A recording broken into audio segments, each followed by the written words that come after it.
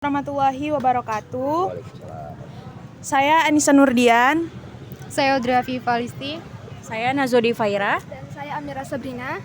Kami dari kelas Perbankan Syariah 4F ingin mewawancarai dengan materi KOD dengan izin Pak, dengan Bapak siapa namanya Pak? Kuku Sulaiman. Okay. Kami izin bertanya kepada Bapak ya Pak tentang materi kami. Sebelumnya Bapak pernah dengar nggak dengan istilah KOD? Belum pernah dengar. Jadi Pak, KOD itu adalah pinjaman tanpa bunga yang sesuai dengan prinsip syariah. Kemudian Bapak kenapa kalau misalkan mau meminjamkan tanpa bunga kepada orang? Mengharap pahala dan mungkin asal bermanfaat bagi orang banyak akan saya lakukan sih kalau saya gitu sih. Nah, menurut Bapak itu apa yang bikin KOD itu beda dari pinjaman biasa di bank? Bapak tahu nggak? Oh, kalau itu saya kurang tahu memang.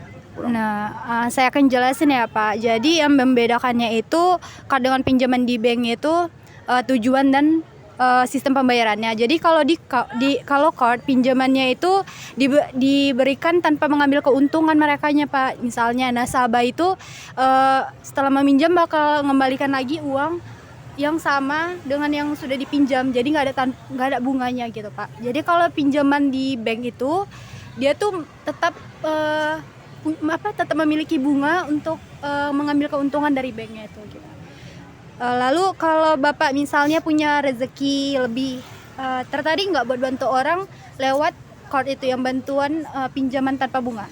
Pasti ya, sejujurnya ya, kita apalagi kita bawa muslim Islam gitu, memang kalau saya ada rezeki pasti, bukan karena diwawancara ini, saya pasti akan bantu kalau saya punya rezeki lebih. Itu sih dari saya gitu. Ada lagi? Ada Pak. Siap. Selanjutnya nih saya mau nanya kepada Bapak. Kalau misalnya Bapak yang ngasih KOD nih, apa yang Bapak harapkan dari si peminjam kira-kira Pak? Karena KOD ini yang tadi adik-adik jelaskan ke saya itu tanpa bunga, tanpa keuntungan materi, ya itu tadi hanya ya mengharap ridho Allah aja. Itu sih kesimpulan semua lah itu ya, yang dikumpulkan ridhonya Allah aja. Cari pahala ya, cari segala macam itu dari Allah aja. Itu sih. Selanjutnya Pak, kalau menurut Bapak nih, gimana KOD bisa bantu orang yang sedang dalam kesulitan Pak?